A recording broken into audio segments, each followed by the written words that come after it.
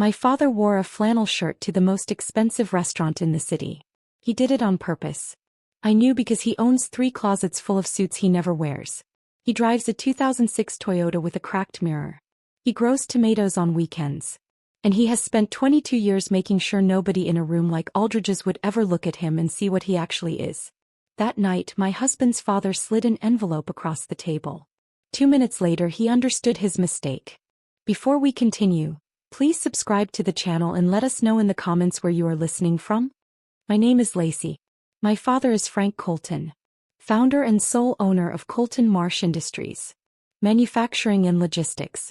14 states. Just under 4,000 employees. Nobody knows any of this when they meet him.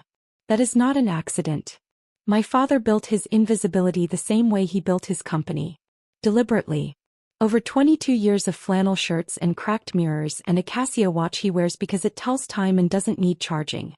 When Clayton walked through my door 3 years ago, my father shook his hand and made a decision I didn't find out about until 6 weeks later.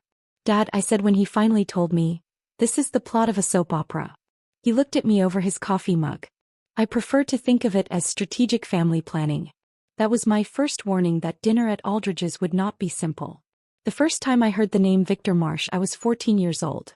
My father didn't say it like a warning. He said it like a fact.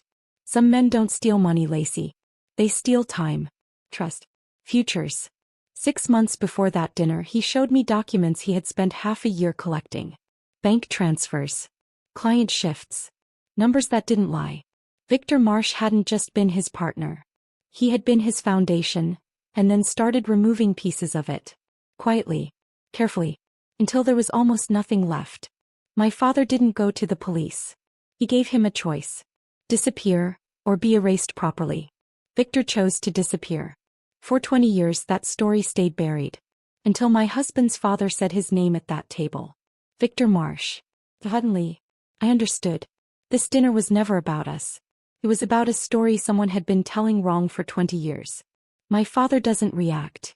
He prepares. By the time Victor disappeared, the company was already his in everything but paperwork. By the time paperwork caught up, there was nothing left to take. He told me that once. I didn't know he was still doing it. Clayton didn't meet my father by accident. 6 weeks after I introduced them, Clayton got a call from a headhunting firm he had never heard of. 3 interviews. A board he had never seen. An offer he couldn't refuse. He thought it was luck. Thought it was timing. My father thought it was necessary. 14 months. That's how long Clayton ran the company before that dinner. Restructured Midwest distribution. Saved $4.3 million no one asked him to find. My father never told him the truth. Not who owned the company. Not who controlled every decision he made. So when Stuart sat across that table with his envelope, he wasn't walking into a negotiation. He was walking into something my father had been building for over a year. And he had no idea. Stuart placed the envelope on the table like a warning. My father didn't touch it. He cut into his steak. Chewed slowly. Silence stretched across the table. Stuart smiled. "You should look at that, Frank." My father wiped his mouth. "I think you've misunderstood the situation." Stuart leaned forward. "We have records. Old ones." My father nodded. "Yes." Victor made poor decisions. Then he placed his own envelope on the table. White. Clean. Heavier. "This one is complete." My father looked at Clayton. "The firm that hired you was contracted by me. The board you interviewed with reports to me." Clayton blinked. "For 14 months, you've been running a company you thought belonged to someone else." Then he said it. "I own Colton Marsh Industries." The words didn't hit at once. They dropped. One by one.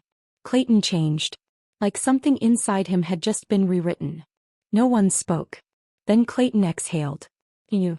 Stuart didn't answer. "You let me walk into this." His voice stayed calm. "That made it worse. You positioned me." Stuart tried. Clayton shook his head. "Oh. You listen now. You didn't warn me. You didn't protect me."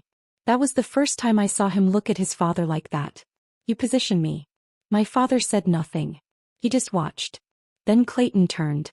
"Whatever you thought this was, you were wrong." Stuart left without another word. Left the envelope on the table like it no longer mattered. Silence stayed, but it was finished. My father picked up his fork again. Took another bite. Dessert? Clayton almost laughed. Yeah. I've earned that. Lava cake. 3. Like nothing had happened.